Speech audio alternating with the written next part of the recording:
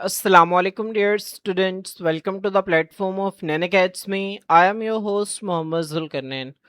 तो स्टूडेंट्स आज के इस वीडियो के अंदर हम सेकेंड ईयर बायोलॉजी जो हमारी न्यू बुक है इसके chapter number 13 thermo regulation and osmo regulation, आज हम इसका सेकेंड लेक्चर स्टार्ट करेंगे जिसके अंदर हम फीडबैक मैकेनिज्म्स को कवर करेंगे। स्टूडेंट्स हमने इससे पिछले लेक्चर के अंदर होम्योस्टेसिस की डेफिनेशन देखी थी, साथ ही साथ मैंने आपको बताया था कि हमारी बॉडी में होम्योस्टेसिस को मेंटेन करने के लिए तीन एसेंशियल एलिमेंट्स हैं। सबसे पहले हमने रिसेप्टर्स को स्टडी किया, उसके बाद हमने कंट्रोल सेंटर को देखा और फिर आखिर में हमने जो है वो इफेक्टर्स को स्टडी किया। पिछले लेक्चर के आखिर में मैंने आप लोगों के लिए एक सवाल छोड़ा था। मैंने आपको बताया था कि जब हमारी बॉडी का जो टेम्परेचर है वो कम होता है तो हमारी बॉडी के अंदर मौजूद थर्मो रिसेप्टर्स उस कम टेम्परेचर को डिटेक्ट करते हैं और फौरन से कंट्रोल सेंटर को पैगाम भेज देते हैं। कंट्रोल सेंटर से पैगाम आता है मसल्स को और स्किन को, और बॉडी के अंदर जो है वो शिवरिंग स्टार्ट हो जाती है और दूसरा वेजो कंस्ट्रिक्शन होती है, खून की नालियों को तंग कर दिया जाता है। अब इन दोनों तरीकों के नतीजा में बॉडी का टेम्परेचर जो है उसको बढ़ाया जाता है। तो मैंने आपसे सवाल ये किया था कि क्या ये प्रोसेस जो है ये मुसलसल जारी रहता है? क्या बॉडी का टेम्परेचर इतना बढ़ा दिया जाता है कि जब 37 डिग्री सेल्सियस तक बॉडी का टेम्परेचर पहुंच जाए तो क्या उसके बाद भी यही सारा प्रोसेस जो है वो जारी रहता है? अगर ये प्रोसेस उसके बाद भी जारी रहे तो 37 से 38, 39, 40 तो बॉडी का टेम्परेचर जो है वो मुसलसल बढ़ता रहेगा, और इस केस में जो बॉडी के एंजाइम्स हैं वो इस टेम्परेचर के ऊपर काम नहीं कर सकेंगे और बॉडी की पर्सन की क्या हो जाएगी, डेथ हो जाएगी। तो स्टूडेंट्स इसका मतलब ये है कि हमारी बॉडी के अंदर कोई ना कोई ऐसा प्रोसेस है जो कि इन तमाम चीज़ों को मेंटेन करता है, इन तमाम चीज़ों को रेगुलेट करता है। उन प्रोसेसेस को हम फीडबैक मैकेनिज्म्स का नाम देते हैं। अब ये सब कुछ कैसे करते हैं, हमने इनकी डिटेल्स को इस लेक्चर के अंदर जो है वो कवर करना है। तो फीडबैक मैकेनिज्म जो है वो स्टूडेंट सबसे पहले हम एक एग्जांपल से समझते हैं, एक डेली लाइफ की एग्जांपल से हम इसको समझते हैं, उसके बाद हम इसके डेफिनेशन की तरफ आते हैं। अब स्टूडेंट्स फीडबैक जो है वो आपको पता है रद्द अमल को कहते हैं, मैकेनिज्म का मतलब होता है तरीक़ाकार। अब यहाँ पे देखें स्टूडेंट्स, अब फर्ज करें आप किसी रेस्टोरेंट के अंदर खाना खाने गए हैं। जब आप रेस्टोरेंट के अंदर खाना खाने गए हैं तो वहाँ पे आपने कहा है कि मुझे एक न्यू डिश चाहिए। अब जो होटल का मैनेजर है वो आपको एक न्यू डिश ऑफर करता है जो कि उन्होंने फर्स्ट टाइम जो है वो डिज़ाइन की है।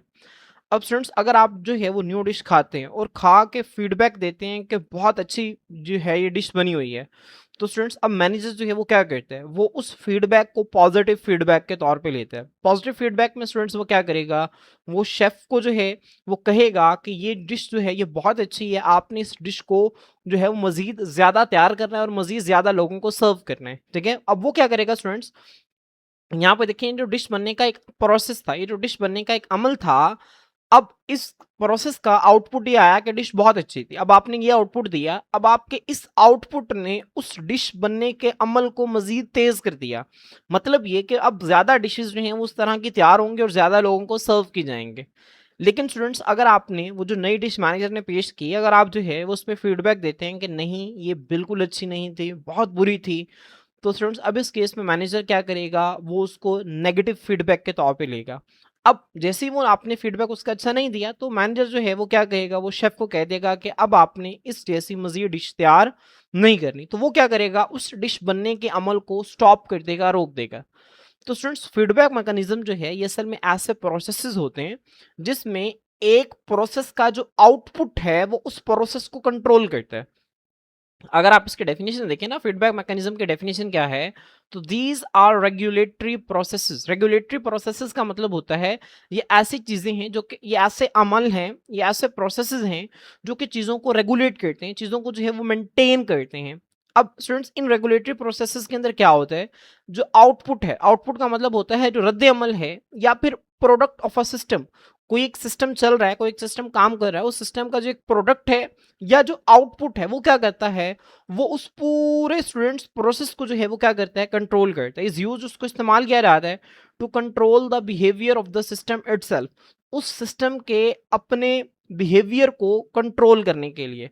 तो फीडबैक मैकेनिज्म्स ऐसे रेगुलेटरी प्रोसेसेस हैं जो कि क्या करते हैं स्टूडेंट्स, जिसमें जो आउटपुट है, जो रद्द अमल है या जो एक सिस्टम का प्रोडक्ट है, वो उस सिस्टम के बिहेवियर को कंट्रोल करता है खुद ब खुद।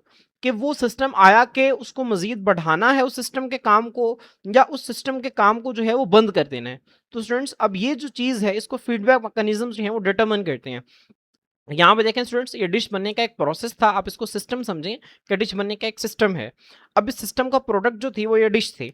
अब इस डिश का जब आपने अच्छा फीडबैक दिया तो मैनेजर ने क्या किया, इस सिस्टम का जो प्रोडक्ट था, ये जो सिस्टम का बिहेवियर था, इसको ज़्यादा कर दिया ताकि ज़्यादा से ज़्यादा डिशेस बने। और अगर आपने फीडबैक अच्छा नहीं दिया तो मैनेजर ने क्या किया, ये जो सिस्टम का प्रोडक्ट था, ठीक है, इसको क्या कर दिया, कम कर दिया। तो ताकि इस टेस्टी डिशेस जो है वो मजीद लोगों को जो है वो सर्व ना की जाएं। तो स्टूडेंट्स आपने इसकी डेफिनेशन जो है इसको अच्छी तरह से याद रखना है। मैं दोबारा रिपीट कर रहा हूँ, फीडबैक मैकेनिज्म जो हैं ये ऐसे रेगुलेटरी प्रोसेसेस होते हैं जिसमें जो आउटपुट होता है किसी भी सिस्टम का या उस सिस्टम की जो प्रोडक्ट होती है वो उस सिस्टम के बिहेवियर को खुद कंट्रोल करती है। अब स्टूडेंट्स ये जो फीडबैक मैकेनिज्म्स है इसके हवाले से आपने याद रखना है, they are the foundations of homeostasis. ये होम्योस्टेसिस की बुनियाद है। हमारी बॉडी में जब भी कोई चीज़ नॉर्मल लेवल से कम होती है या ज़्यादा होती है तो हमारी बॉडी जब उसको मेंटेन करती है तो उसको किस हद तक मेंटेन करना है ये फीडबैक मैकेनिज्म्स आपकी बॉडी को बताते हैं। ठीक है, तो ये होम्योस्टेसिस की बुनियाद है। अभी किस तरह से होती है इसकी डिटेल्स हम आगे देखेंगे।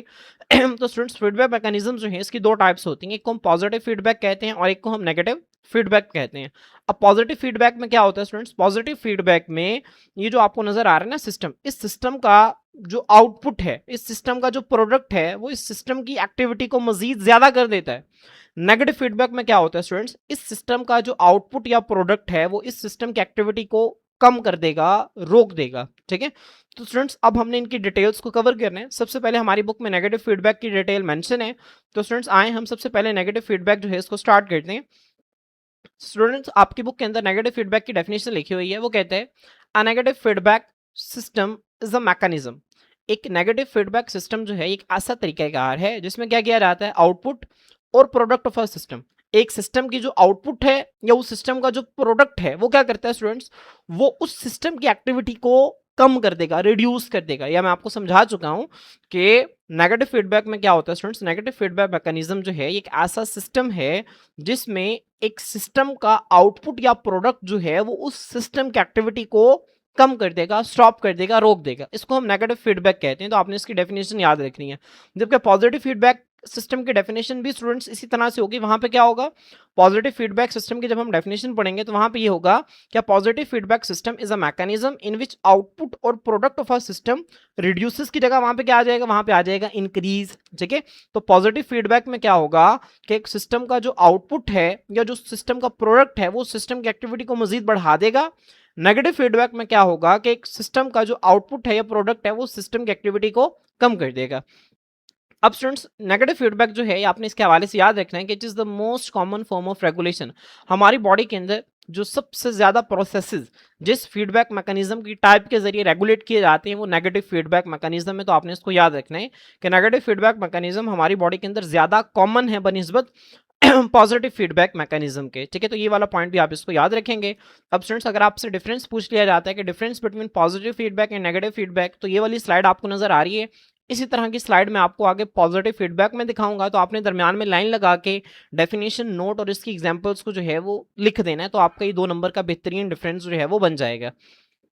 अब स्टूडेंट्स आपकी बुक के अंदर एग्जांपल्स लिखी हुई हैं, वो कौन कौन सी चीज़ें हैं जिनको नेगेटिव फीडबैक की मदद से रेगुलेट किया जाता है। ठीक है, तो यहाँ पे देखें common examples of negative feedback include the regulation of body temperature. Body temperature को जो है वो नेगेटिव फीडबैक की मदद से रेगुलेट किया जाता है। ब्लड ग्लूकोज लेवल्स, जो बॉडी के ग्लूकोज लेवल्स हैं उनको जो है वो नेगेटिव फीडबैक के जरिए रेगुलेट किया जाता है। और उसके बाद हार्मोन सेक्रेशन, जो आपकी बॉडी के अंदर हार्मोन्स की जो रिलीज है उसको जो है वो नेगेटिव फीडबैक के जरिए रेगुलेट किया जाता है।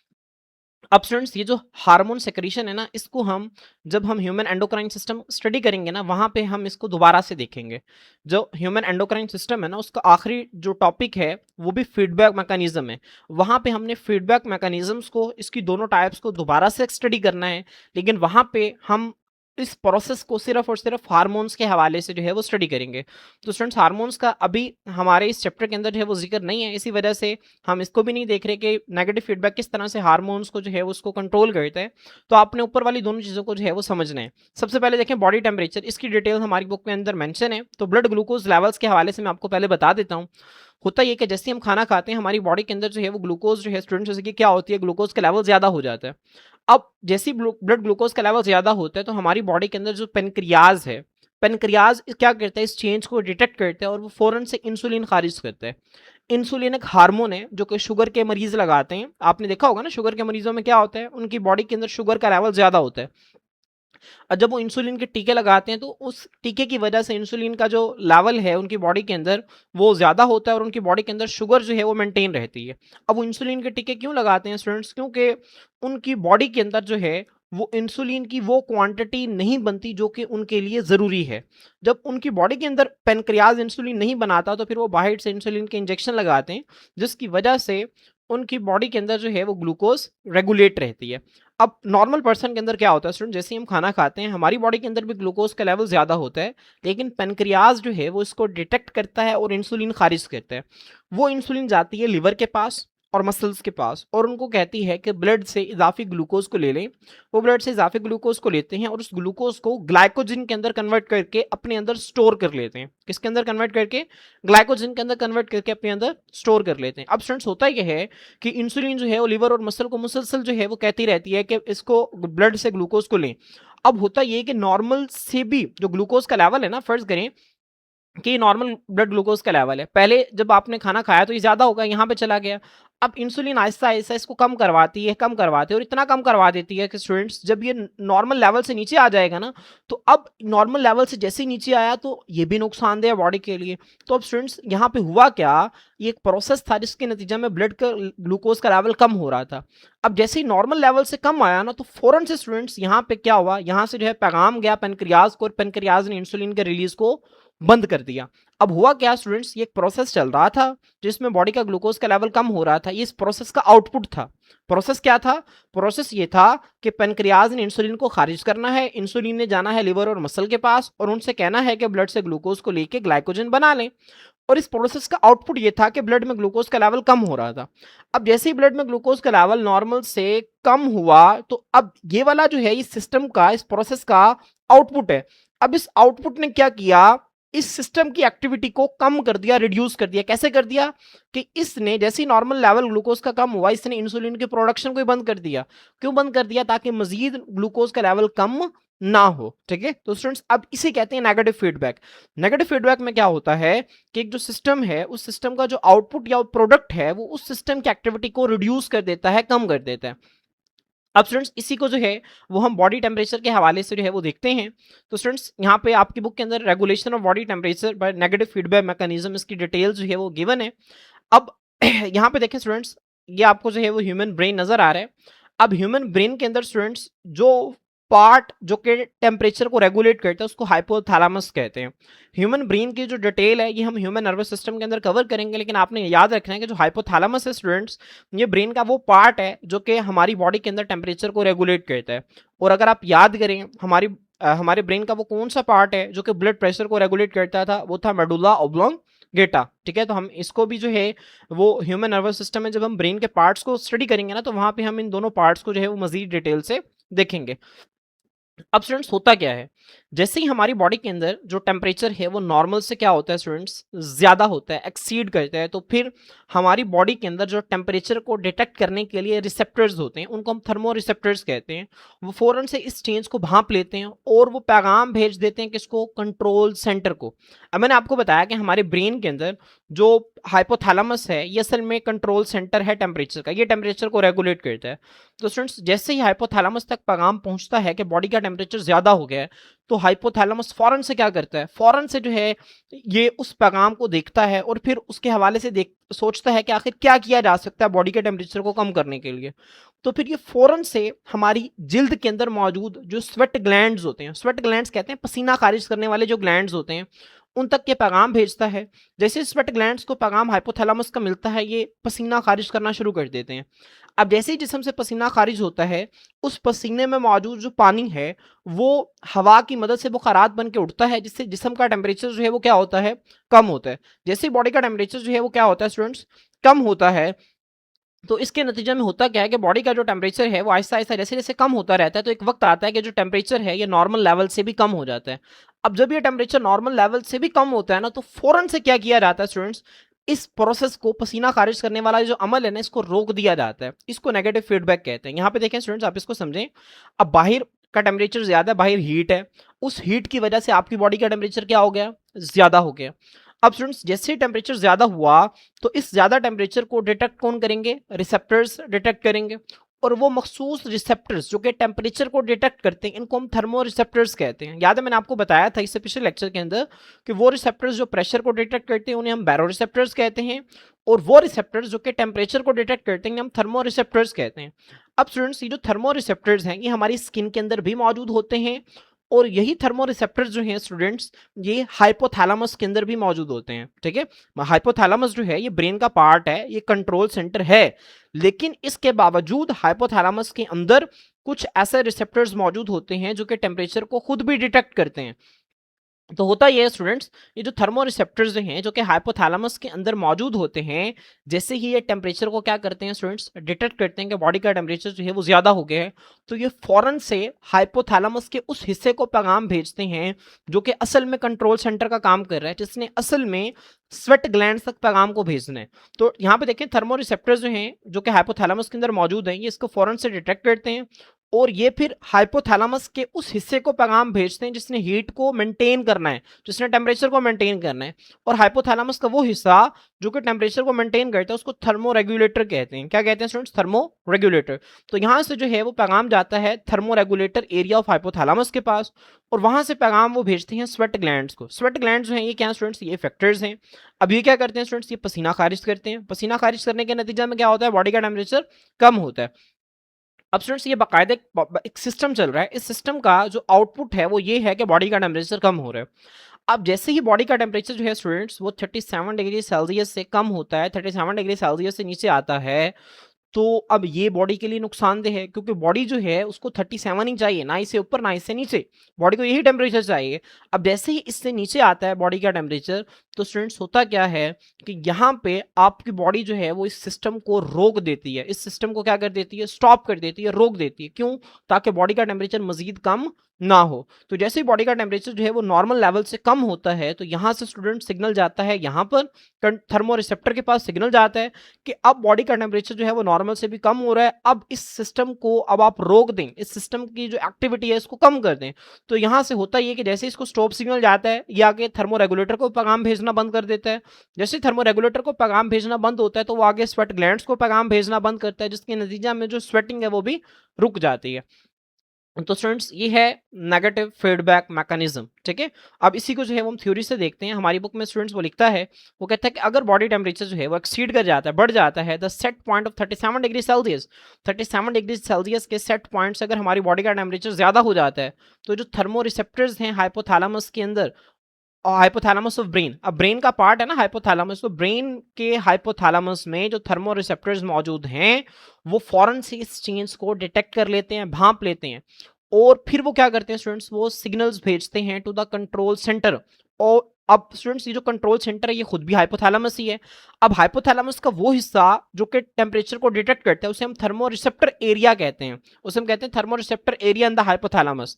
लेकिन हाइपोथैलेमस का वो हिस्सा जो कि कंट्रोल सेंटर का काम करता है उसको हम कहते हैं thermo regulator area in hypothalamus. ठीक है, तो अब स्टूडेंट्स जैसे ही चेंज को डिटेक्ट किया जाता है तो उसको पैगाम भेज दिया जाता है कंट्रोल सेंटर को, और कंट्रोल सेंटर क्या है यहाँ पे, thermo regulator in hypothalamus. Hypothalamus का वो हिस्सा जिसने हीट को मेंटेन करना है।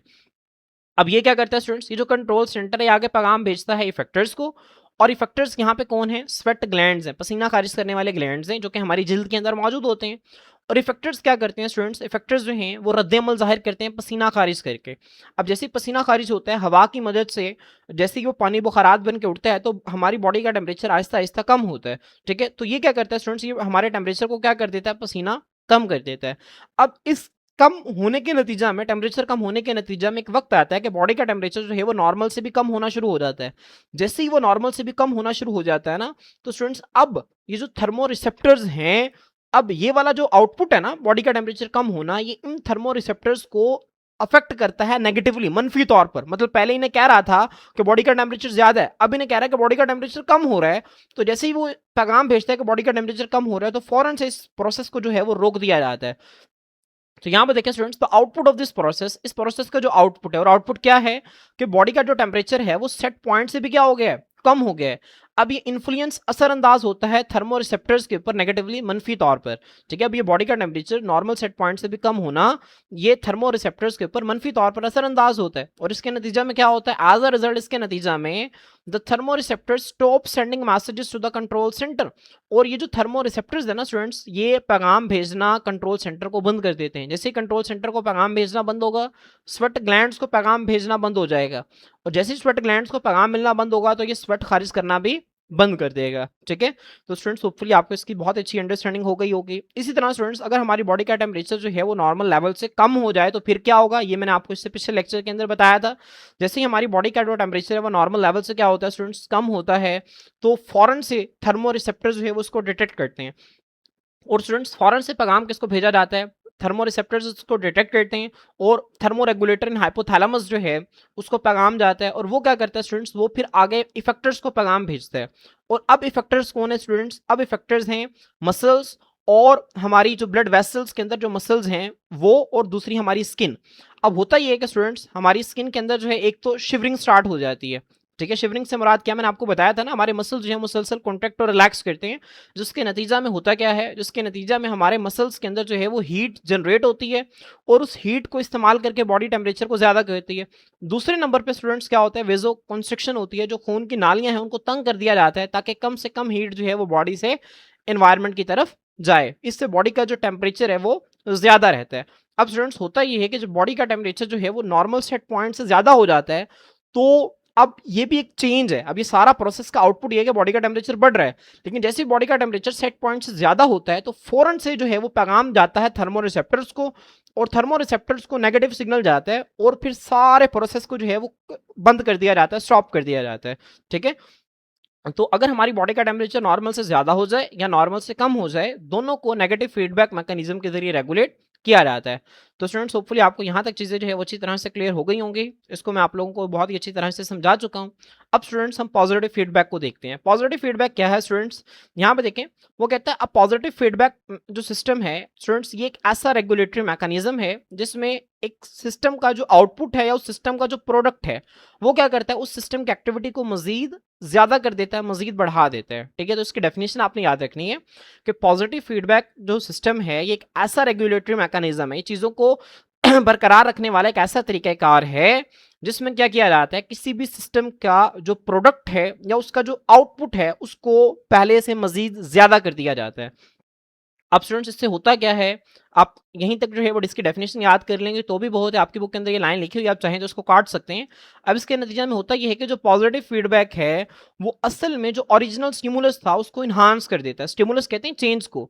असल में जो ओरिजिनल चेंज आया था ना, पॉजिटिव फीडबैक उस चेंज को डिटेक्ट करके उस चेंज को पहले से ज्यादा बढ़ा देता है। किस तरह से बढ़ाता है, आगे हम इसके एग्जाम्पल के अंदर जो है वो देखते हैं।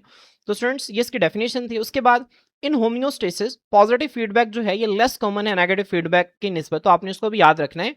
उसके बाद इसकी एग्जांपल्स क्या हैं स्टूडेंट्स, हमारी बॉडी के अंदर कौन कौन से प्रोसेसेस हैं जहां पे पॉजिटिव फीडबैक जो है वो इस्तेमाल हो रहा होता है। तो इट ऑफन हैपेंस, ये अक्सर होता है इन द प्रोसेसेस, ऐसे कामों में दैट रिक्वायर्ड, जिनको जरूरत होती है रैपिड, तेजी से एंड सिग्निफिकेंट और अहम चेंजेस, तब्दीलियों की।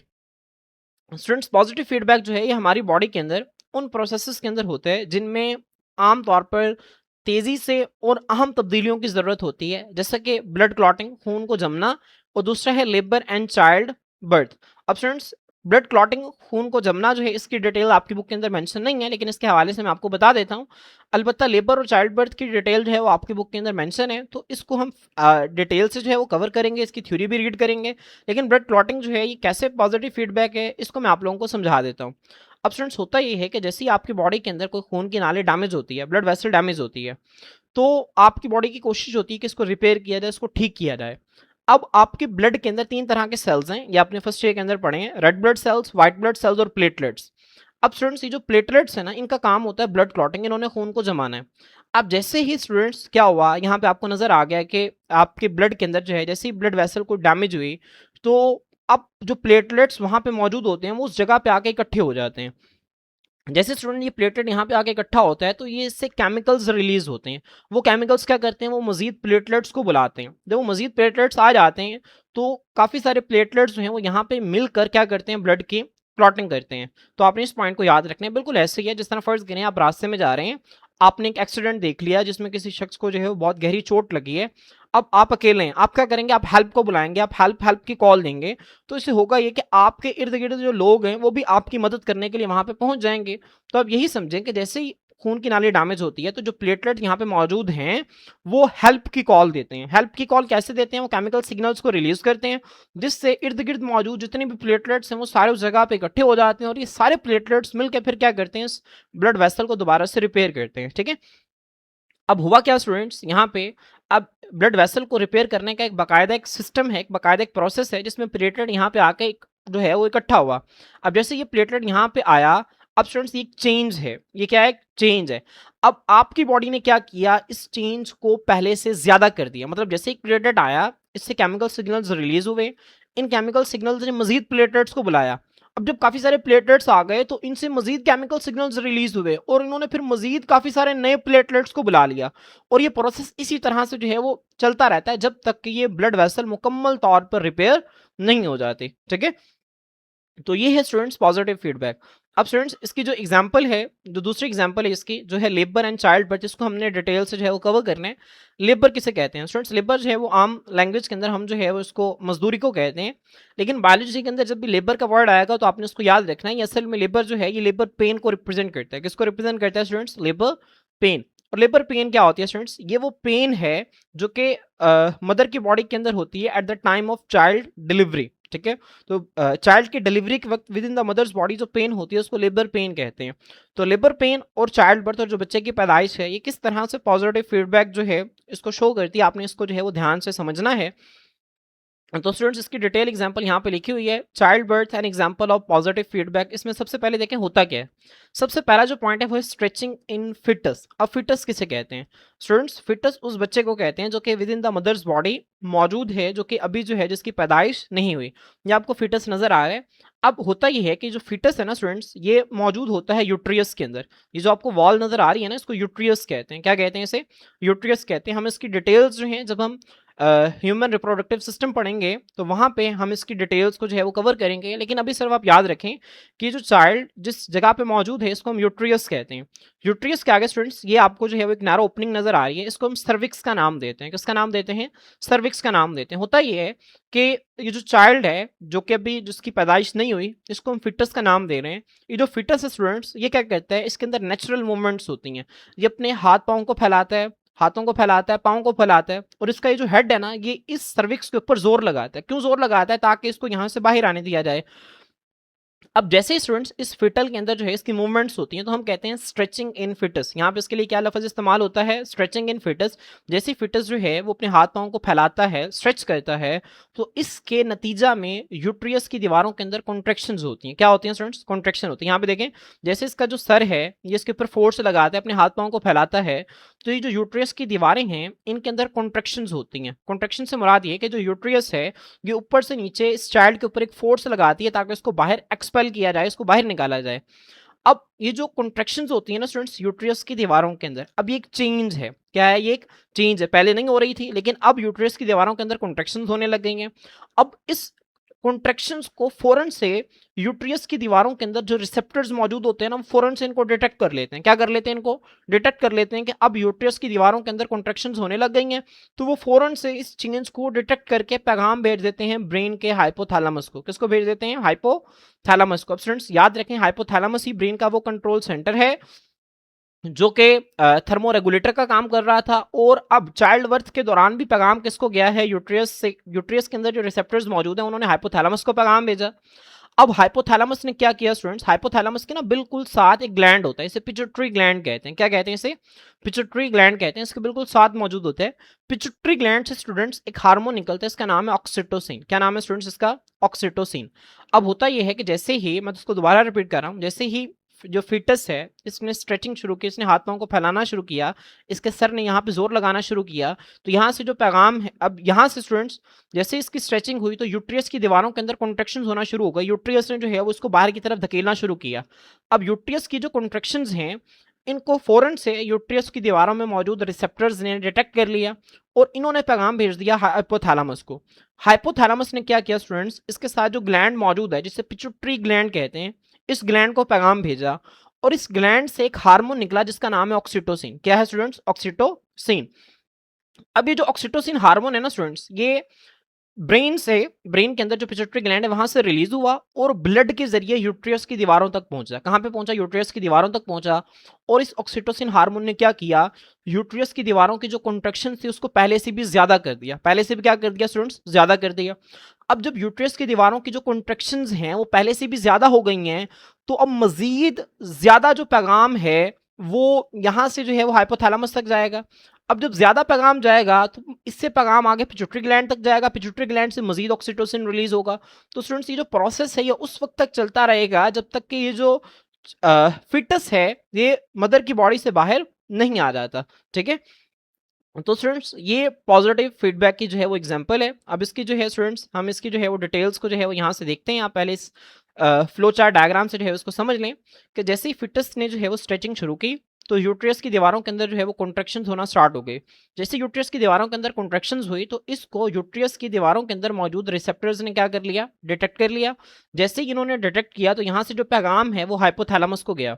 अब हाइपोथैलेमस के जब हिस्से को पैगाम गया जो कि असल में यहाँ पे कंट्रोल सेंटर का काम कर रहा है, तो उसने आगे पैगाम भेज दिया पिट्यूटरी ग्लैंड को। पिट्यूटरी ग्लैंड एक ऐसा ग्लैंड होता है जो कि हाइपोथैलेमस के बिल्कुल साथ मौजूद होते हैं। पिट्यूटरी ग्लैंड से ऑक्सीटोसिन हार्मोन निकला। ऑक्सीटोसिन हार्मोन ने क्या किया स्टूडेंट्स, ये ब्लड के जरिए आया यूट्रियस तक और इसने यूट्रियस की दीवारों के अंदर कॉन्ट्रैक्शन को पहले से भी क्या कर दिया? ज्यादा कर दिया। अब स्टूडेंट्स जब कॉन्ट्रैक्शंस जो हैं यूट्रियस की दीवार के अंदर ज्यादा हो रही है, यहाँ पे देखें जब यूट्रियस की दीवार के अंदर कॉन्ट्रैक्शंस हो रही थी तो इसको यूट्रियस की वॉल्स ने क्या किया था? डिटेक्ट किया था और फिर हाइपोथैलेमस तक पैगाम भेजा था ना।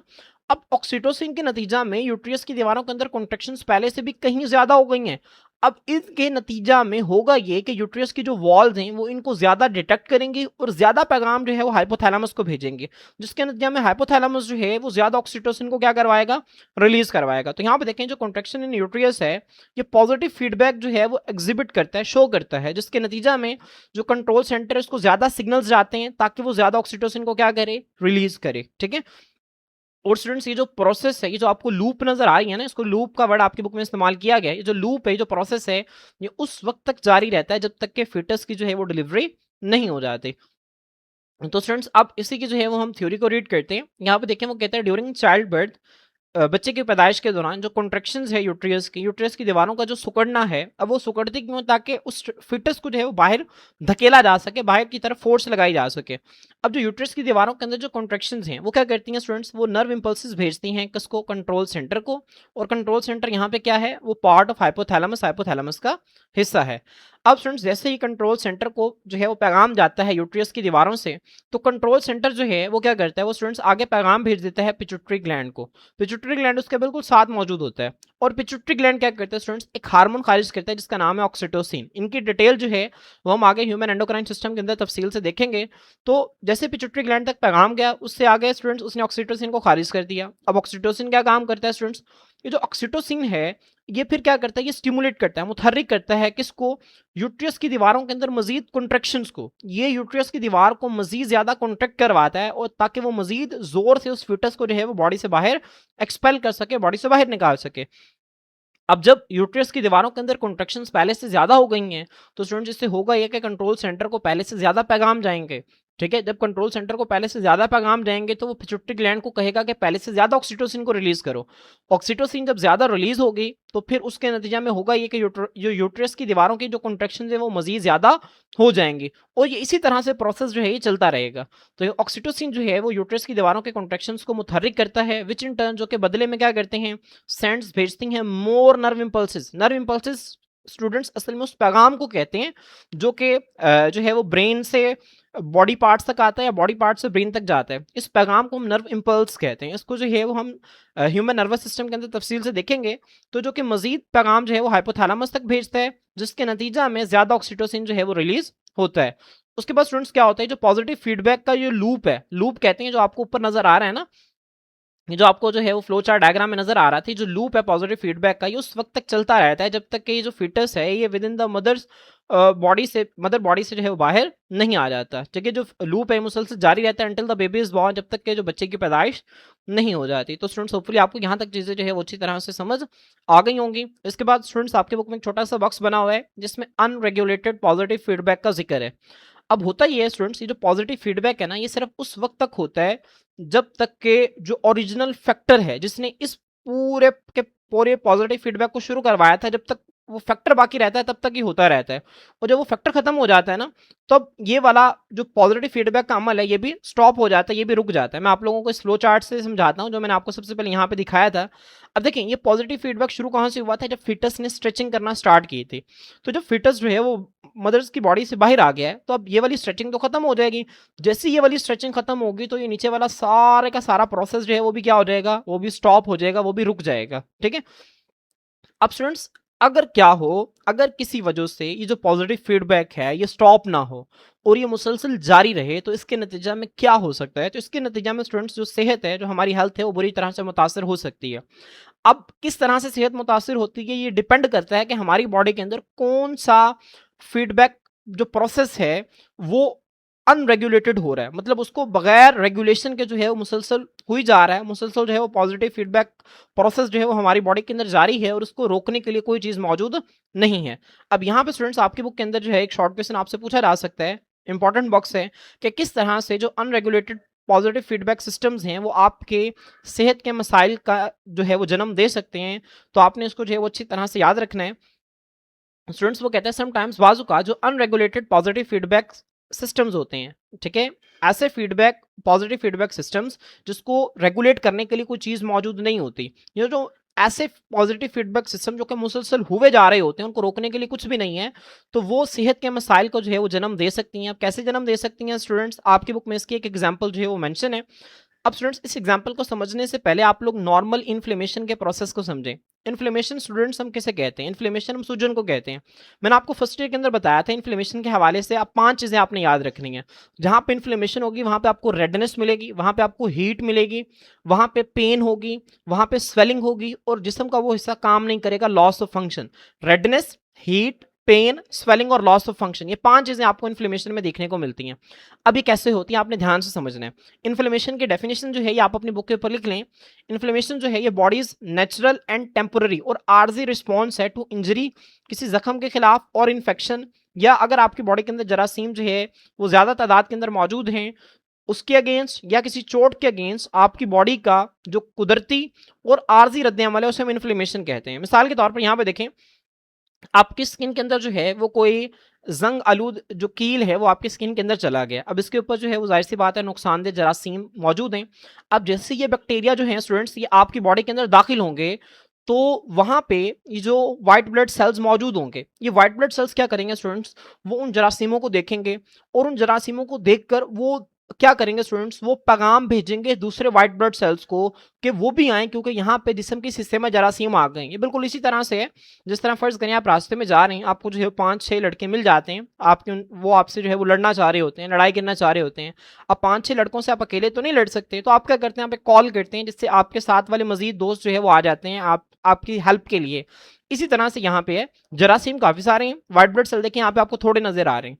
तो जैसे व्हाइट ब्लड सेल को जरासीम नजर आते हैं तो ये स्टूडेंट्स ये कुछ प्रोटीन्स खारिज करते हैं। उन प्रोटीन्स का नाम है साइटोकाइंस। क्या नाम होता है स्टूडेंट? साइटोकाइंस। वो साइटोकाइंस क्या करती हैं, वो मजीद व्हाइट ब्लड सेल्स को क्या करती हैं, बुलाती हैं, ताकि ज्यादा से ज्यादा व्हाइट ब्लड सेल्स आएं और ज्यादा से ज्यादा जरासीम के साथ क्या की जा सके, फाइट की जा सके, ताकि ज्यादा से ज्यादा जरासीम को जो है वो किल किया जा सके, मारा जा सके। अब होता ही है स्टूडेंट, जैसे ये व्हाइट ब्लड सेल्स जो हैं इन जरासीमों को देखते हैं तो इर्द गिर्द से व्हाइट ब्लड सेल्स जो है वो यहाँ पे आना शुरू हो जाते हैं। और व्हाइट ब्लड सेल्स जो हैं जाहिर सी बात है खून की नाली के अंदर तो नहीं ना रहेंगे, बल्कि उस हिस्से के अंदर आएंगे जहाँ पे जरासीम मौजूद हैं। तो होगा ये कि स्टूडेंट्स यहाँ पे ये जो खून की नाली है एक तो इसमें खून की सप्लाई ज़्यादा हो जाएगी, ज़्यादा खून की वजह से जिस हिस्से के अंदर इन्फ्लेमेशन होगी वो आपको रेड नज़र आती है। क्या नज़र आती है? रेड नज़र आती है। और ज़्यादा ब्लड की वजह से उस हिस्से का टेम्परेचर जो है वो आपको बॉडी के बाकी हिस्सों के टेम्परेचर से ज़्यादा महसूस होता है। वहाँ पे आपको हीट महसूस होती है। होता ही है स्टूडेंट्स, जब वहाँ पे ब्लड का फ्लो ज़्यादा हो जाता है ना, तो ये जो आपको नज़र आ रहे हैं ना ब्लड वेसल्स की जो दीवार हैं, इनके दरमियान बहुत छोटे-छोटे खाली जगह होती हैं। इन जगहों से व्हाइट ब्लड सेल्स जो हैं वो मूव करना शुरू कर देते हैं और यहाँ से मूव करके जो है वो टिश्यू सेल्स के दरमियान आना शुरू कर देते हैं जहाँ पे जरासीम मौजूद हैं। अब जैसे ये स्टूडेंट्स बाहर आते हैं तो होता ये है कि ब्लड के अंदर मौजूद जो ब्लड प्लाज्मा है, जिसके अंदर वाटर भी मौजूद है, तो वाटर भी यहाँ से बाहर निकलना शुरू कर देता है, जिसकी वजह से जहाँ पे इन्फ्लेमेशन हुई है वहाँ पे आपको स्वेलिंग मिलती है, सूजन मिलती है। ठीक है? अब स्टूडेंट जब व्हाइट ब्लड सेल्स बाहर आते हैं तो ये क्या करते हैं, जरासीम से लड़ते हैं, उन जरासीम को मार देते हैं।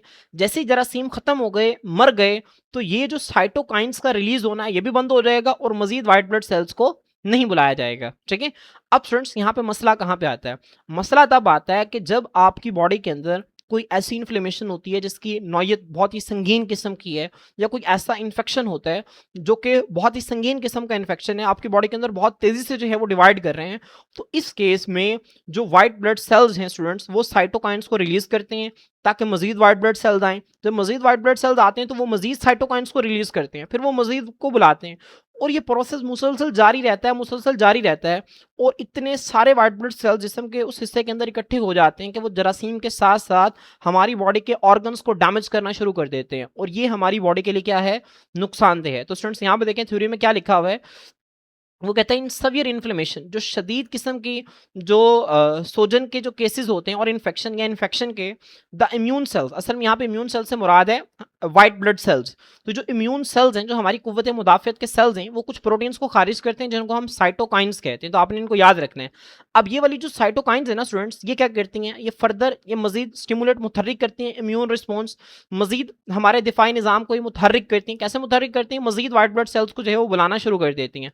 अब अगर ये पॉजिटिव फीडबैक जो है स्टूडेंट्स, अब ये क्या रहे, अगर इसको बाकायदा तौर पे रेगुलेट नहीं किया जाता, इसको किसी तरह से जो है इसको रेगुलेट नहीं किया जाता, इसको बरकरार नहीं रखा जाता, तो इसके नतीजा में होता क्या है कि बहुत संगीन किस्म की इन्फ्लेमेशन हो सकती है और साथ ही साथ टिश्यू डैमेज भी हो सकता है। ठीक है?